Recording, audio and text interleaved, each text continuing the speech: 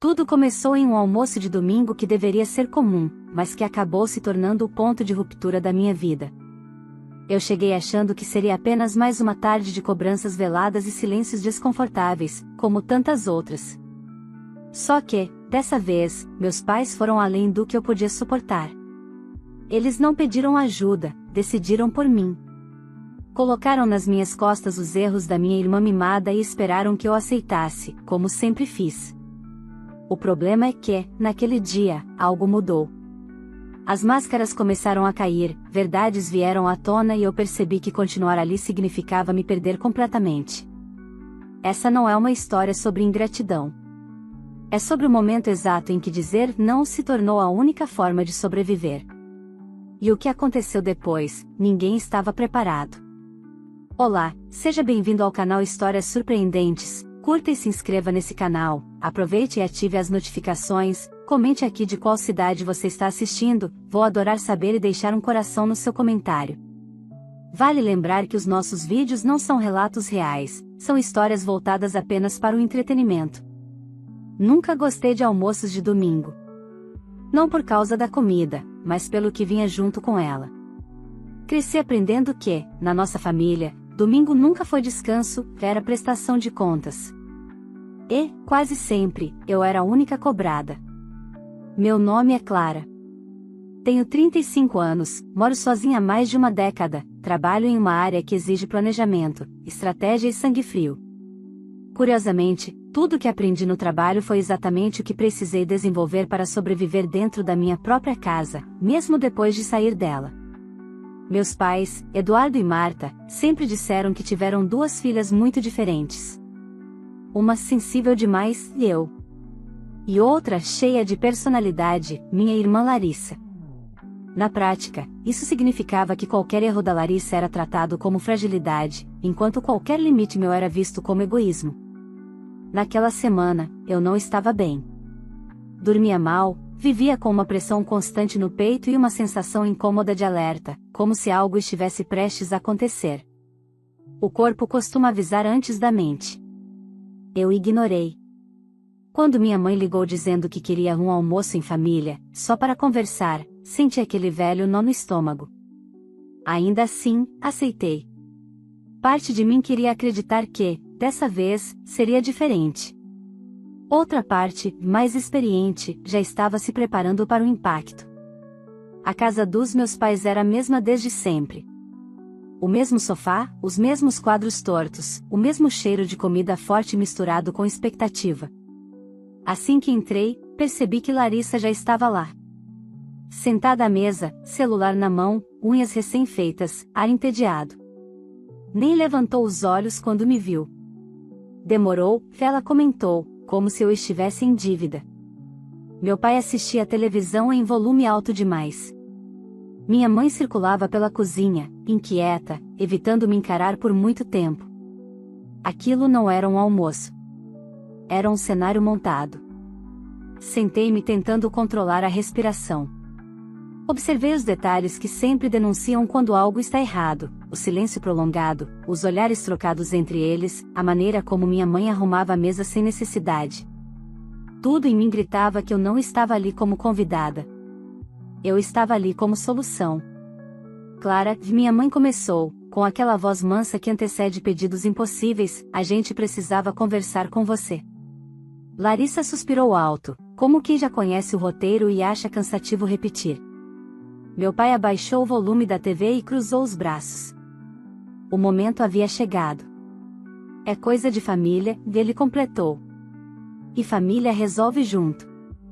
A frase ecoou dentro de mim como um aviso antigo. Família resolve junto sempre significou que eu deveria ceder. Que eu deveria ajustar minha vida, meus planos, meu dinheiro ou meu silêncio para manter o equilíbrio deles. Olhei para Larissa. Ela finalmente levantou os olhos do celular e me encarou com um meio sorriso confiante. Não havia vergonha ali. Não havia medo. Havia expectativa.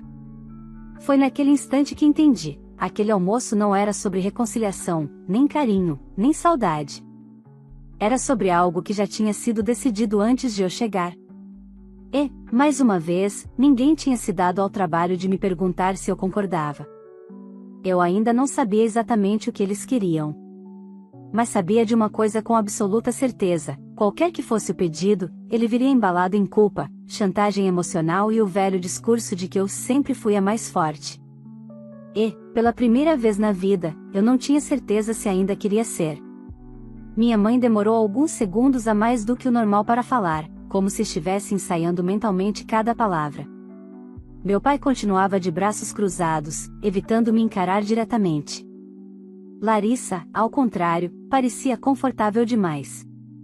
Aquilo me incomodou mais do que qualquer silêncio. A Larissa está passando por um momento difícil, e minha mãe começou. Você sabe como o mercado está complicado. Inclinei levemente a cabeça, esperando. Eu já tinha ouvido variações dessa frase a vida inteira. Difícil como? Perguntei, mantendo a voz neutra. Larissa revirou os olhos, largou o celular sobre a mesa e cruzou as pernas com impaciência. Fui desligada, ela disse, como se estivesse falando do clima. Mas foi injusto. Meu pai se apressou em completar: um desentendimento. Coisa pequena. Nada que manche currículo. Observei o prato à minha frente. A comida ainda estava intacta. Meu estômago, fechado. E incentivei. Minha mãe respirou fundo. Ela tem compromissos, Clara. Aluguel, cartão, carro. Não pode ficar inadimplente. Isso acaba com a vida de uma pessoa. A palavra inadimplente soou exageradamente dramática, como tudo naquela casa quando se tratava de Larissa. E o que isso tem a ver comigo? Perguntei, embora já soubesse. Meu pai finalmente me encarou. Você tem estabilidade. Um bom salário. Sempre foi organizada. Pensamos que, ele fez um gesto vago com a mão, você poderia ajudar por um tempo. Ajudar. Sempre esse verbo. Nunca vinha acompanhado de prazo, limites ou reconhecimento. Ajudar como? Minha voz saiu mais firme do que eu esperava. Minha mãe se inclinou para a frente, apoiando os cotovelos na mesa. Cobrindo as despesas dela até as coisas se acertarem. Nada exagerado. Só o básico. Larissa sorriu de canto. Uns meses passam rápido, ela comentou. Senti algo endurecer dentro de mim. Vocês estão dizendo que eu devo pagar as contas da Larissa? Perguntei, agora sem rodeios. Não falar assim, minha mãe repreendeu. Parece rude. Rude é decidir isso sem me perguntar, respondi. Meu pai bateu levemente a mão na mesa. Não é decisão, Clara. É necessidade. Você sempre ajudou. Era verdade. Sempre ajudei. Quando Larissa abandonou a faculdade, quando trocou de carro sem poder pagar, quando investiu em ideias que nunca deram retorno. Sempre fui o plano de contenção. Quanto estamos falando? Perguntei, sentindo o coração acelerar. Minha mãe evitou meu olhar. Uns 6.000 por mês. O número caiu sobre mim como um peso físico. 6.000 reais? Repeti. Isso é mais do que o meu próprio custo mensal. Mas você pode, Larissa disse rapidamente. Você ganha bem. Mora sozinha por opção. Por opção. Como se independência fosse capricho. Eu trabalho mais de 50 horas por semana, respondi. Tenho minhas próprias contas.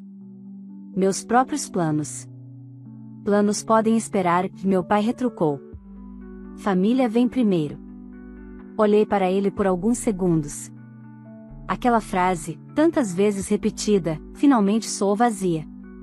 E os planos da Larissa? Perguntei. Ela vai fazer o que enquanto eu pago tudo? Larissa deu de ombros. Pensar com calma. Não quero me precipitar de novo. Minha mãe concordou, satisfeita. Ela precisa de tempo. Apoio. Apoio.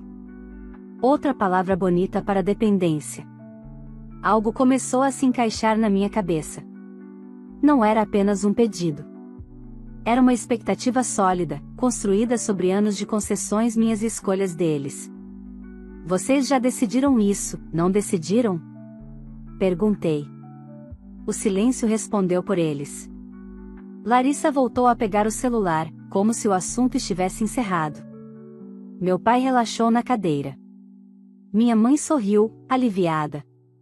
Sabíamos que você entenderia, que ela disse. Foi ali que percebi, eles não estavam negociando. Estavam apenas comunicando. E, pela primeira vez, em vez de me sentir culpada, senti algo diferente surgir, uma clareza fria, desconfortável, mas poderosa. Eu ainda não disse não. Mas também não disse sim. E isso, naquela família, já era o início de uma guerra. Saí da casa dos meus pais com a sensação de que o ar estava mais pesado do lado de fora do que dentro. Entrei no carro, fechei a porta e fiquei alguns segundos parada, as mãos apoiadas no volante, tentando desacelerar a respiração. A conversa ainda ecoava na minha cabeça, especialmente o tom de alívio da minha mãe quando achou que eu cederia mais uma vez. No caminho de volta para casa, meu celular começou a vibrar. Mensagem da Larissa. Depois a gente conversa melhor. É só até eu me reorganizar. Não respondi. Pela primeira vez, não me senti obrigada a explicar nada. Cheguei em casa exausta, mas não consegui dormir. Algo naquela história estava fora do lugar. Sempre esteve, na verdade, mas dessa vez parecia diferente. R$ 6.000 por mês não era ajuda temporária. Era assumir uma vida que não era minha. E havia outra coisa, Larissa não parecia desesperada. Pelo contrário, estava tranquila demais para alguém recém-demitida. No dia seguinte, no intervalo do trabalho, resolvi fazer algo que raramente fazia, investigar antes de reagir. Não por desconfiança gratuita, mas por sobrevivência. Lembrei de Renata, uma antiga colega da Larissa. Elas tinham trabalhado juntas por um tempo, antes de um clima estranho fazer minha irmã pedir demissão, ou pelo menos foi essa versão que escutei. Procurei o contato nas redes sociais e mandei uma mensagem curta, educada. Oi, Renata. Aqui é a Clara, irmã da Larissa. Tudo bem? Sei que é estranho, mas queria tirar uma dúvida rápida. A resposta demorou mais do que eu gostaria. Quando chegou, veio acompanhada de um frio no estômago. Oi, Clara. Tudo bem. Sobre a Larissa, é melhor você sentar. Li aquela frase várias vezes antes de responder. Ela disse que foi desligada injustamente. Do outro lado, alguns minutos de silêncio. Não foi bem assim, Renata escreveu. Ela foi afastada enquanto a empresa apurava algumas coisas. Algumas coisas. Meu coração começou a bater mais rápido. Que coisas? A resposta veio direta demais para ser confortável. Desvios. Compras não autorizadas. Uso de cartão corporativo para despesas pessoais. Fechei os olhos por um instante. Aquilo explicava muita coisa. O padrão. A tranquilidade dela. A pressa dos meus pais. Isso está sendo investigado? Perguntei. Sim. E não é pouca coisa. Se confirmarem, pode virar processo. Agradeci, desliguei o celular e fiquei olhando para a tela apagada. Então não era só uma fase difícil. Era algo sério. E meus pais sabiam. Tinham que saber. Naquela noite, eles me ligaram. Não atendi. No dia seguinte, novas mensagens. Você sumiu. Seu pai está muito preocupado. A Larissa está muito abalada. Abalada. Pela possibilidade de responder pelos próprios atos, imaginei. Decidi ir mais fundo. Peguei alguns extratos antigos que meus pais costumavam me mostrar quando pediam ajuda emergencial para Larissa. Datas estranhas. Valores altos. Sempre coincidindo com fases em que minha irmã estava reinvestindo em algo. Tudo começava a formar um desenho claro, não era só a Larissa que dependia de mim. Meus pais também tinham se colocado numa posição frágil para sustentar as escolhas dela. No domingo seguinte, eles insistiram para que eu voltasse lá. Disseram que queriam ajustar os termos. Fui. Mas dessa vez, não fui despreparada. Larissa estava sentada na sala, mexendo no celular, como se nada estivesse acontecendo. Minha mãe parecia tensa. Meu pai, irritado. A gente precisa resolver isso logo, ele disse. Não dá para ficar nesse impasse. Concordo, respondi. Por isso vim esclarecer algumas coisas. Larissa levantou os olhos, desconfiada. O que você quer dizer? Quero entender por que vocês omitiram que a situação da Larissa envolve algo mais sério do que uma demissão comum. O silêncio foi imediato. Minha mãe empalideceu. Quem te contou isso? Larissa perguntou, ríspida. Isso não importa, respondi. O que importa é que vocês estavam dispostos a me fazer assumir uma responsabilidade sem me contar a verdade. Meu pai se levantou da cadeira. Você não entende como essas coisas funcionam, e ele disse. É melhor resolver em família do que deixar escalar. Escalar. A palavra confirmou tudo. Então vocês queriam que eu pagasse para abafar um problema que pode virar processo? Perguntei. Minha mãe começou a chorar. É nossa filha, Clara. Olhei para os três. Pela primeira vez, não senti raiva. Senti algo mais frio, lucidez. Ali não havia ingenuidade. Havia escolha. E, naquele momento, entendi que o pedido de dinheiro era só a superfície. O buraco embaixo era muito mais fundo e perigoso. Eu ainda não tinha revelado tudo o que sabia. Mas eles também não faziam ideia do que eu estava prestes a descobrir. Depois daquele segundo almoço, algo mudou de forma definitiva dentro de mim. Não foi raiva. Não foi tristeza. Foi uma espécie de desligamento silencioso. Eu ainda estava ali fisicamente, mas emocionalmente já começava a sair daquele sistema doentio que minha família chamava de união. Nos dias seguintes, meus pais passaram a me ligar com uma frequência quase obsessiva. Quando eu atendia, o discurso era sempre o mesmo: preocupação, urgência, pressão disfarçada de carinho. Quando eu não atendia, vinham as mensagens longas, carregadas de culpa. Seu pai não está dormindo. Larissa está muito nervosa. Isso tudo podia ser resolvido se você colaborasse. Colaborar. A palavra virou um gatilho. Enquanto isso, Larissa não me procurava diretamente. E isso também dizia muito. Ela sempre deixava que meus pais fizessem o trabalho sujo. Sempre foi assim. Ela criava o caos, e eles vinham até me cobrar a conta. Decidi investigar sozinha. Não porque quisesse destruir ninguém, mas porque precisava saber até onde aquela história ia. E, principalmente, onde eu estava pisando. Comecei pelos detalhes pequenos. Vasculhei redes sociais, postagens antigas, comentários aparentemente inofensivos.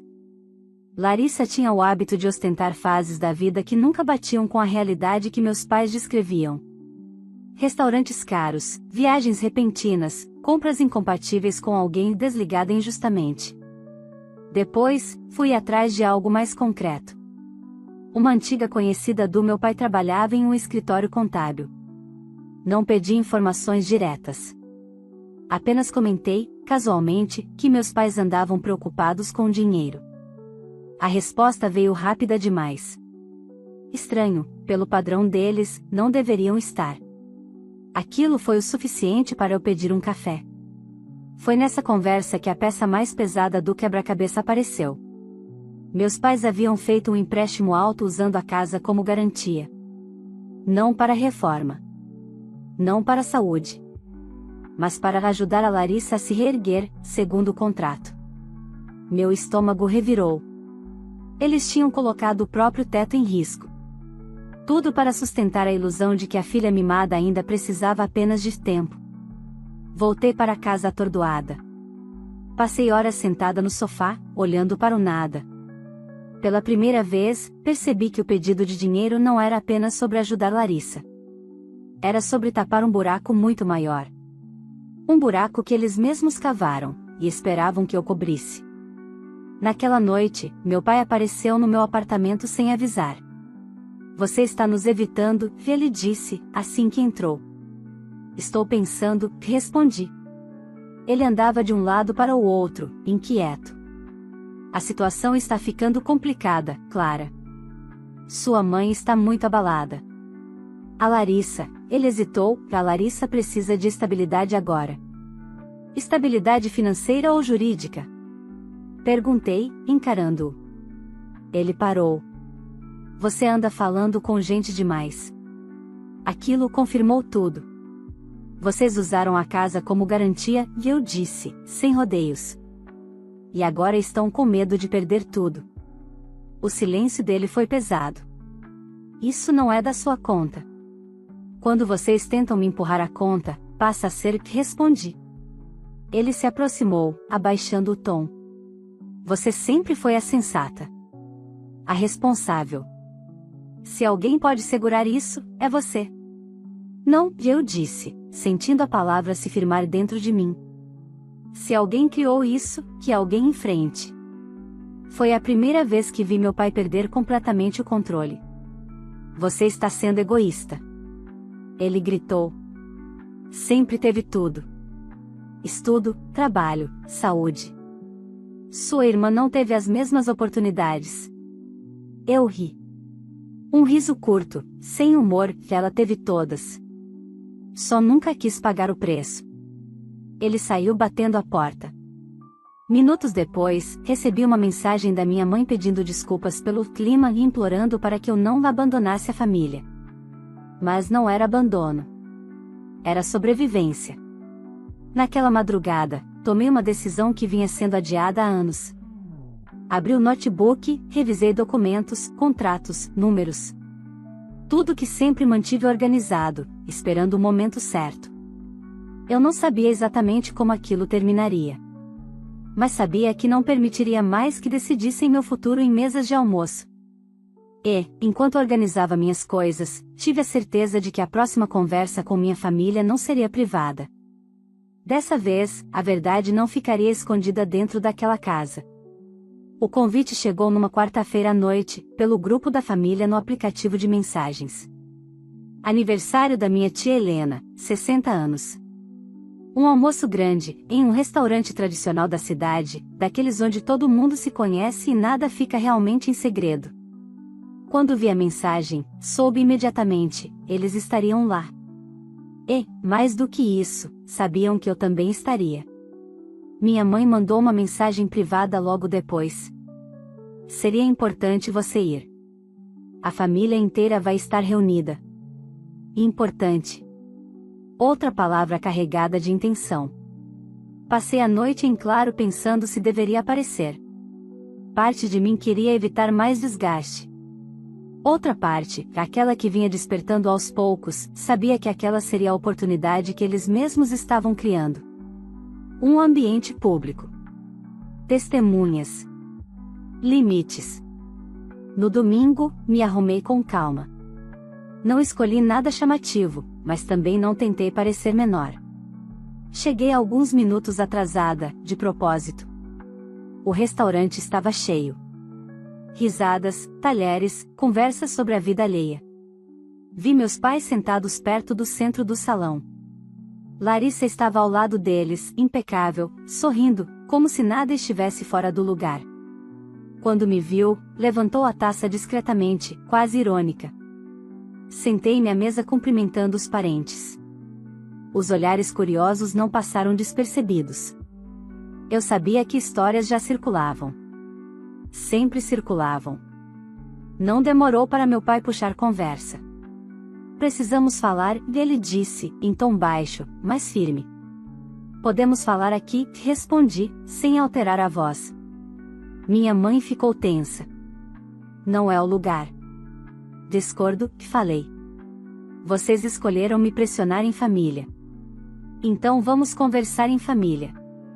Larissa suspirou. Você sempre dramatiza tudo.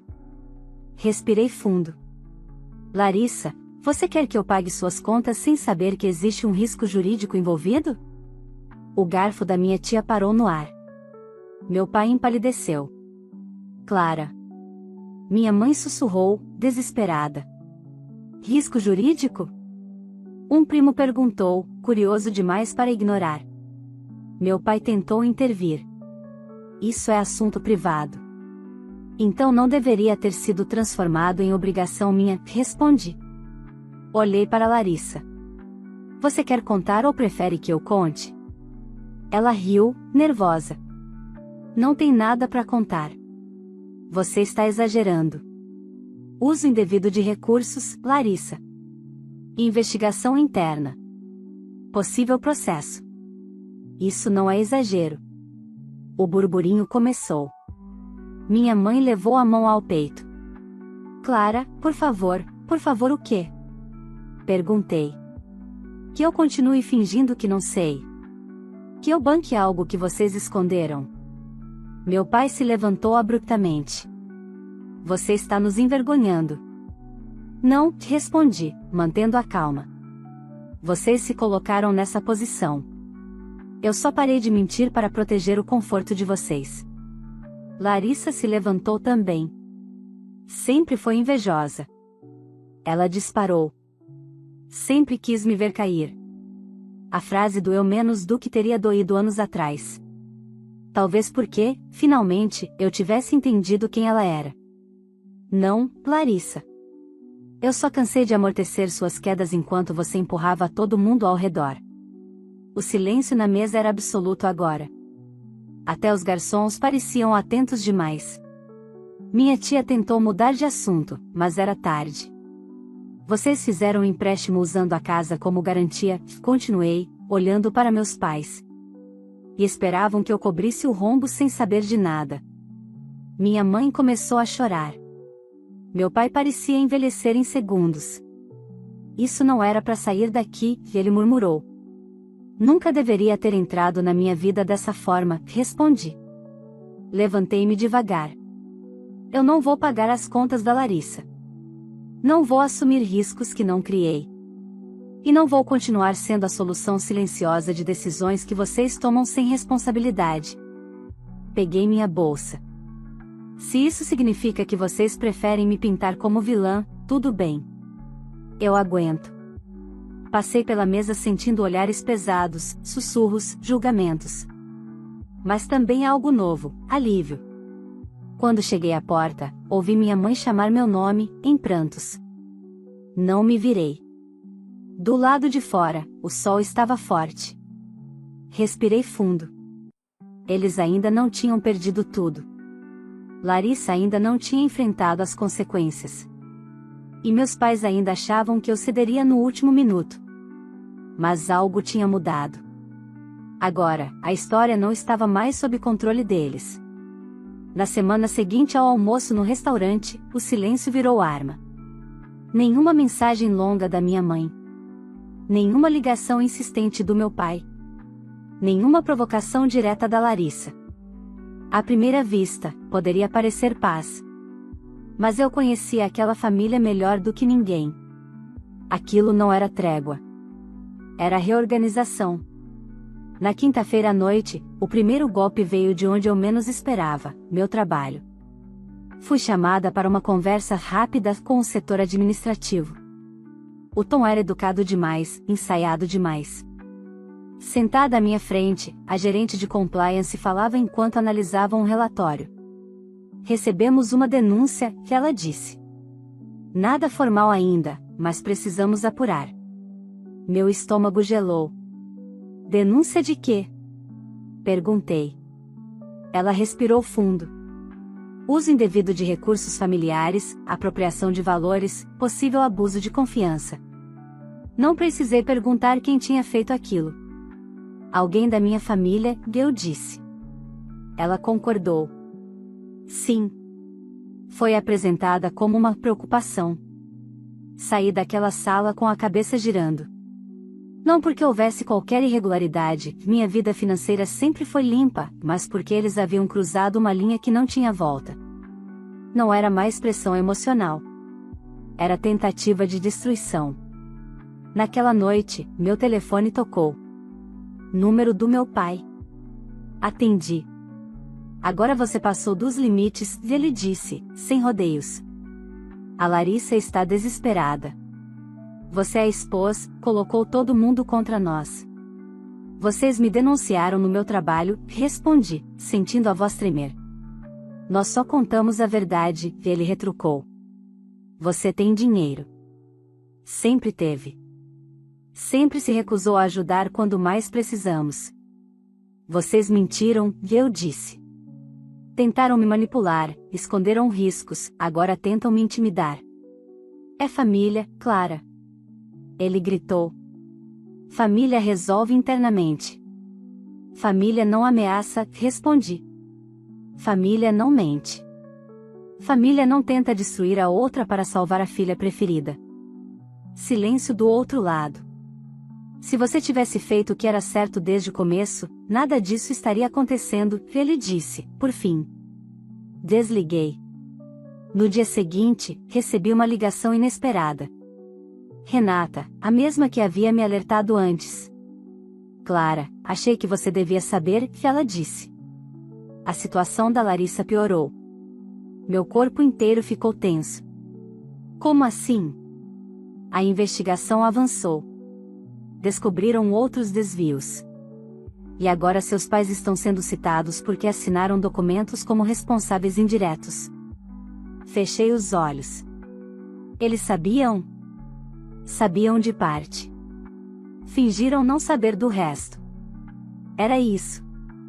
A verdade que ninguém queria encarar. No sábado, minha mãe apareceu no meu apartamento. Sozinha. Olhos inchados, postura abatida. Eu não sei mais o que fazer, ela disse, assim que entrou. Seu pai está fora de si. A Larissa, a voz falhou, ela pode responder judicialmente. E vocês? Perguntei. Estamos endividados, ela confessou. A casa está em risco. Ali estava. Finalmente. A verdade inteira. Vocês querem que eu resolva? E eu disse, com calma. Ela concordou, chorando. Você sempre resolveu. Sentei-me à frente dela. Não dessa vez. Ela levantou os olhos, desesperada. Clara, é sua irmã. E eu sou sua filha, respondi. Ou só fui quando precisei pagar algo? Ela não respondeu. Eu não vou transferir dinheiro, nem assumir dívidas, nem interferir em processos, continuei. E se continuarem me atacando, vou me defender formalmente. Minha mãe começou a soluçar. Você está nos abandonando. Balancei a cabeça. Não. Vocês estão colhendo decisões que tomaram por anos. Eu só parei de amortecer. Ela saiu sem dizer mais nada. Naquela noite, sentei sozinha na sala, em silêncio absoluto. Nenhuma música. Nenhuma distração. Apenas eu e a consciência de que, qualquer que fosse o desfecho, não haveria retorno ao que existia antes. A família que eu tentei salvar tantas vezes já tinha se quebrado sozinha. E agora, pela primeira vez, eu não iria juntar os cacos. As consequências não vieram de uma vez. Vieram em ondas, como tudo naquela família. Primeiro, as ligações cessaram. Depois, vieram os boatos. Amigos em comum começaram a me olhar diferente, alguns com curiosidade, outros com julgamento silencioso. Eu sabia exatamente qual narrativa estava circulando, a filha fria, egoísta, que virou as costas quando a família mais precisava. Curiosamente, não doeu como antes. 2 semanas depois, a confirmação chegou por uma fonte neutra. A empresa concluiu a investigação. Larissa foi formalmente denunciada. Não havia mais espaço para versões alternativas, nem para discursos emocionais. Documentos, rastros, números. A realidade nua e crua, algo que sempre foi evitado dentro da nossa casa. Meus pais tentaram intervir. Não funcionou. O empréstimo veio à tona logo depois. A inadimplência. As notificações. A casa, aquela mesma que sempre foi apresentada como símbolo de estabilidade, entrou em processo de execução. Pela primeira vez, eles não tinham para quem correr. Minha mãe tentou me ligar no dia em que recebeu a notificação oficial. Não atendi. Não por vingança, mas porque finalmente entendi algo que levei décadas para aceitar: atender sempre foi a forma que encontraram de me puxar de volta para um papel que nunca escolhi. Alguns dias depois, recebi uma mensagem curta. Seu pai acha que você ainda pode ajudar se quiser. Apaguei sem responder. Não houve pedido de desculpas. Não houve reconhecimento.